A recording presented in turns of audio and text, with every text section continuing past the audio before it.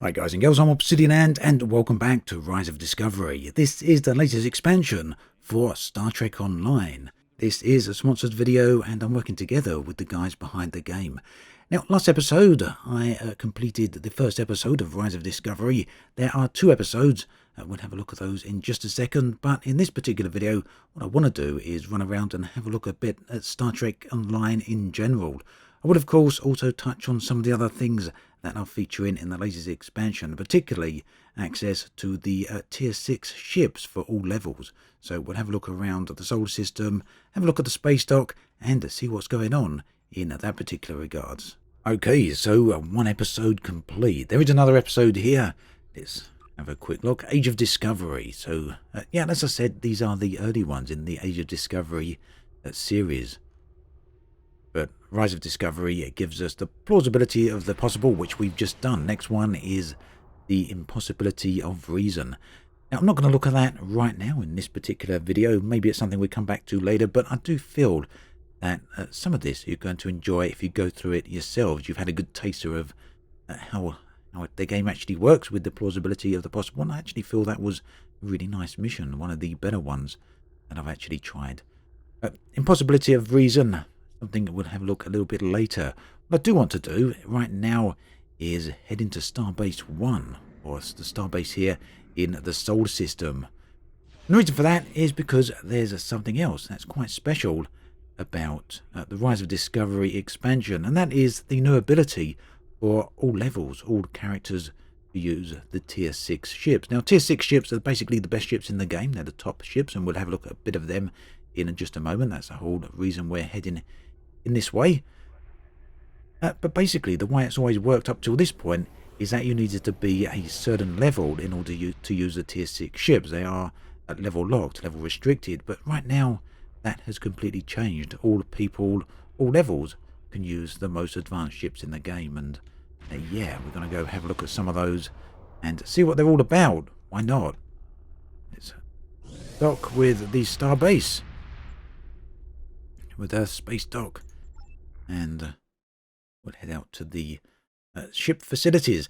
Now, there's a whole load of facilities on the station here, and of course, being in the solar system, we can also beam down to Earth and have a look at Starfleet Academy. It's something we may do in just a minute, but first I want to have a look at the ship facilities.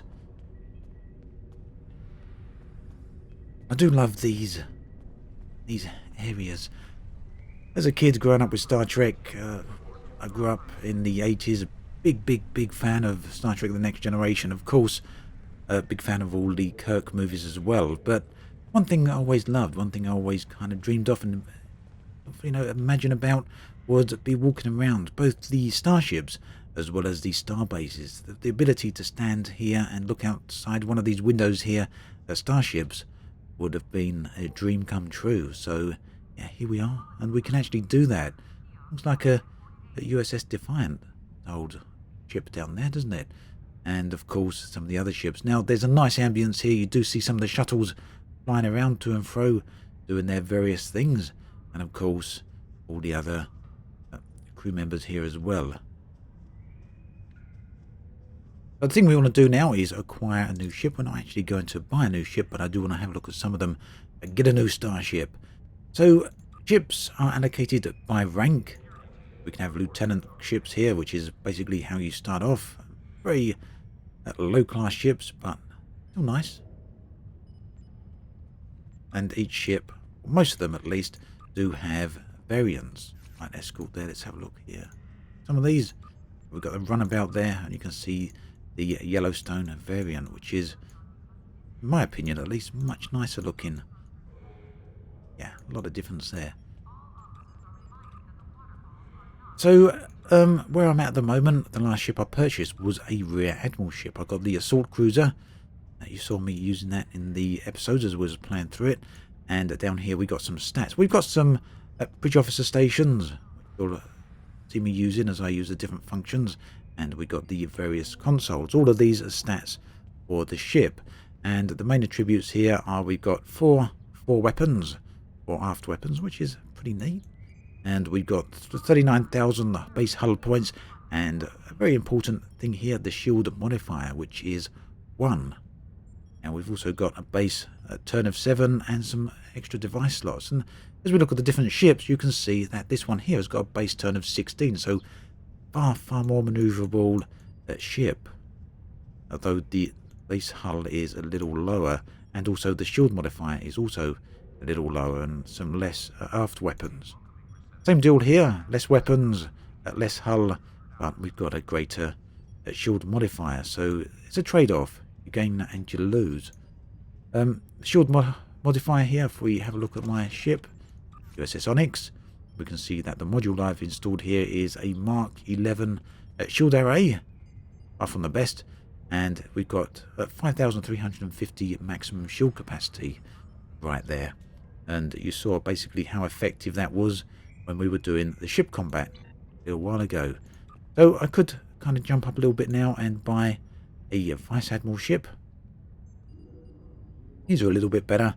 Let's do like for the minute and concentrate just on the cruisers. So slightly better shields and whatnot. Not better shields. Well, this one's got better shields. The modifier's a little bit better, and the hull is a little bit better, and a slight variation in the hulls. And again, we can look at the variants. But the all-important thing, the thing that we really want to look about, is the Tier 6 ships. So Tier 6 ships are the almighty, most powerful ships you can actually get as a player. And you can see we've still got the same fore and aft weapons, but we've got slightly higher base turn rate than I had in my current cruiser, and the base hull of 66,000. So 26,000, 27,000 higher hull than my current ship. And a very important thing here, the shield modifier, 2.67, so over 2.5 times the shield capacity of what I've got right now. Let's have a look at some of the other ones here. The Guardian Cruiser, 71,000. And as you see, nearly a 3 modifier here for the shield, 74,000 base hull. So yeah, these are definitely some of the most advanced ships that you can get in the game.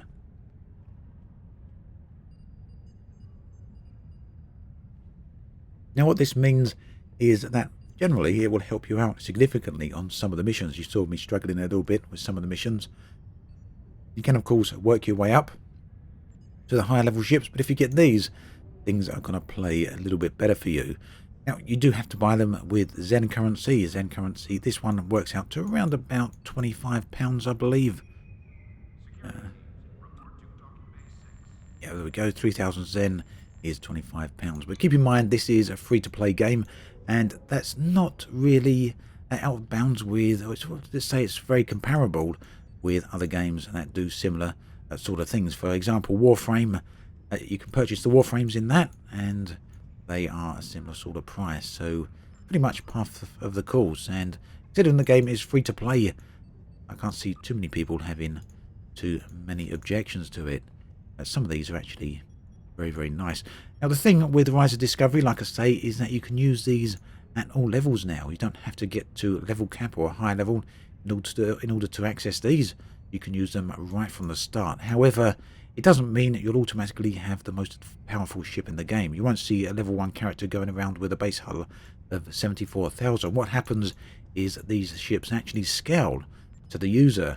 So basically what it means, if you want to start a new character or you're new to the game, you can jump straight in and buy one of these, and you'll have a lot less to worry about. Your ship's going to scale with you, and it's going to get more powerful the more you play, and you can familiarize yourself with the ship and become increasingly attached to it. You don't want to get invited into that fleet. So you saw me look at the modules there just a moment ago. One of those was the shield modules. You can get modules from the exchange. They do come as mission rewards. And of course, talking about the tier 6 ships again, buying them with Zen currency isn't the only way to buy them. You can also buy them or access them with drops or loot drops from boxes. You might have seen some messages come up as we were playing early on, indicating that people had got some fairly rare drops. Now, ship equipment, ships themselves, pretty much anything can be purchased through the exchange here. This is basically a marketplace, a player-run marketplace, an auction house in other games, it would be called. let's have a look at ship shields, because that's what we were talking about a moment ago. And we can see various types of shields here. Shield Array Mark II, Shield Array Mark IV, Shield Array Mark III. All a bit lower than what I've actually got, but we can go all the way up to, I believe, 15 is the top right now.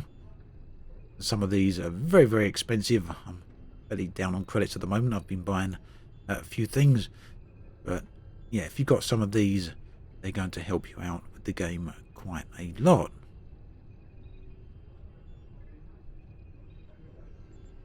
And of course, you can get duty officers and other sorts of things as well. Now that kind of leads me on to one of my favourite aspects of the game. I do want to talk about other things besides just Rise of Discovery here. I'd like to talk about Star Trek Online as a whole. I've played it a lot over the years. Not so much recently, but the recent expansions have certainly caught my interest, which is a good thing. But yeah, one of my favourite excuse me, one of my favourite aspects of the game has always been the things you can do here with your duty officers and send them away on various activities, away missions, or just things basically on board your ship. So, for example, we can do a engineering mission here. We do get a little bit of XP here, not a significant amount, but we can perform routine turbolift maintenance. It doesn't sound particularly interesting, does it? But we can send them away on that anyway. Development, attempt to play a game of Fizbin. Now basically your characters will go away and they'll complete these within the allotted time period. They may be successful, they may fail them, there's a chance they may fail, but you will get these rewards to do it. So this requires 2 officers to actually do. This requires some equipment, some medical supplies, as well as 2 officers rather. But it does depend on what the activity is. Now, we've got our department heads here. We can see what sort of assignments they're on, or send them on. We've got 1 in progress here. I set that in progress a little while ago. We've got our completed log from ones we've done previously. And this is where it gets quite interesting, because some of these actually have quite a good amount of XP. For example, at 1000 XP right there. Let's come back here, and we'll send someone away to analyze biological characteristics. Let's do that. And what will happen is that we can send our crew members on this task. So over here it says chance of success is 58%, critical is 3%, failure 39%. But these stats will change. Our chances of success will improve or get worse depending on the type of person that we send along. So to increase the chance of success, we want to send a botanist along. Fortunately, we've got a botanist here of the rare type. It's a blue person rather than a green. Green is uncommon. Blue is rare, I do believe. Yeah. So the other thing we want to look for is to increase the chances of success. So, or critical success rather. So eidetic, memory, logical, and stubborn will improve our chances there. So we've got a botanist who is logical. That will help. We've also got a botanist who hasn't really got any other advantages as such, but some of these stats will increase the chances of failure. And if one of these was stubborn, for example, we might be in trouble. But we're going to send this person over on this one. Keep an eye on the stats up here. There we go. We've decreased our chances of failure, significantly increased the chance of success as well. And now we're going to have to put another person over here as well. Now we've got some higher quality botanists here, or biologists rather. We could send them, but they don't have any advantages as such. And let's send this person because they're a botanist and they're also logical, so that increases our critical success rate as well. There we go, 82% chance of success, so highly likely that's going to complete. Need to begin assignment. Why can't we begin that? So yeah, we're short of some commodity there. So do keep an eye out for that as well, something to pay attention to. But we can't actually send them out on that. Let's try someone else instead. We'll go through this a little bit quicker. This one, is a rare person or a rare bit of equipment. It hasn't increased the chance of disaster by too much, but maybe more than we would actually like. Let's see what happens if we put someone else on there. And of course, you can use filters to find the right sort of person that you actually want. Yeah, that's just the problems down there, isn't it?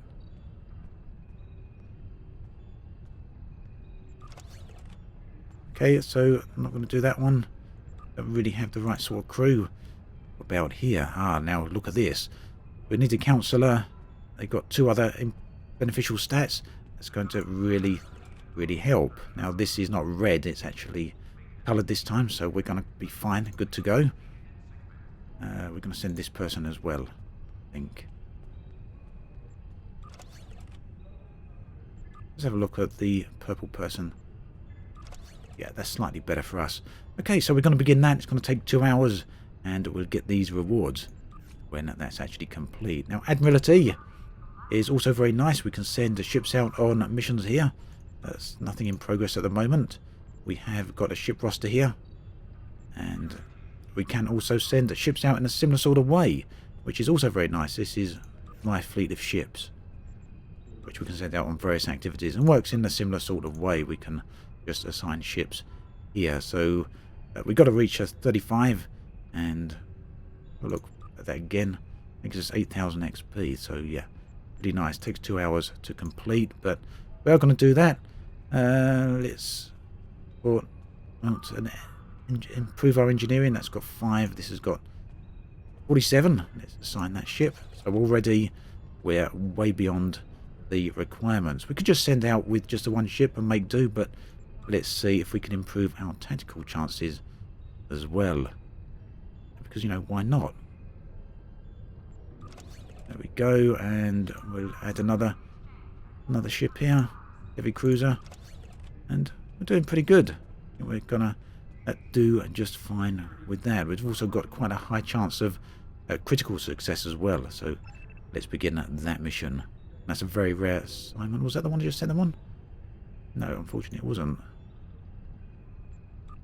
But the very rare assignment actually has a very high requirements here. I don't think I quite had good enough ships to be able to do that, did I?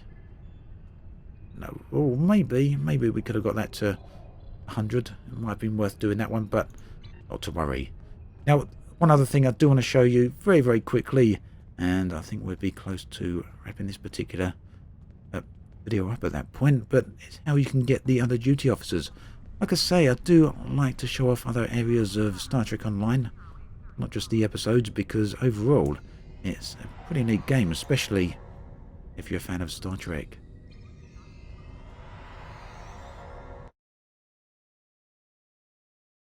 But down on Starfleet Academy, some people will recognise the environment here. They've taken cues from the movies and the various TV shows.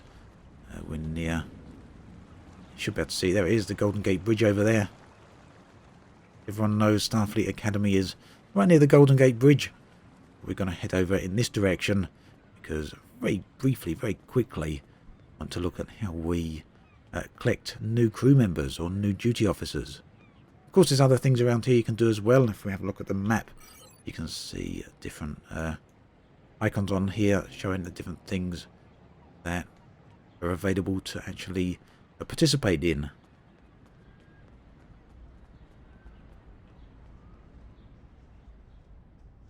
Right, so the more duty officers we got, the more activities and missions we can send them on. And have a look at the store here. So yeah, different duty officers can do different things. We got diplomacy, colonial, development. We don't have enough room for any more duty officers, unfortunately, but not to worry. This gives you a good indication of where you can come and get them from, and we can see some purple coloured officers here. So the rarer they are, the better they will generally perform. These kind of spawn in at random, so you do not have enough tier 4 recruitment duty officer. That's unfortunate, but yeah, this is where you come to do that. Like I say, the duty officer aspect is pretty neat. It's something I've always enjoyed with this game, as not only does it give you a bit of stuff going on while you're offline, it also allows you to level up whilst you're offline, which is a pretty nice touch. So yeah, there we have it. That's a look at the Rise of Discovery for Star Trek Online. As always, thanks for watching, and I'll catch you guys and girls next time.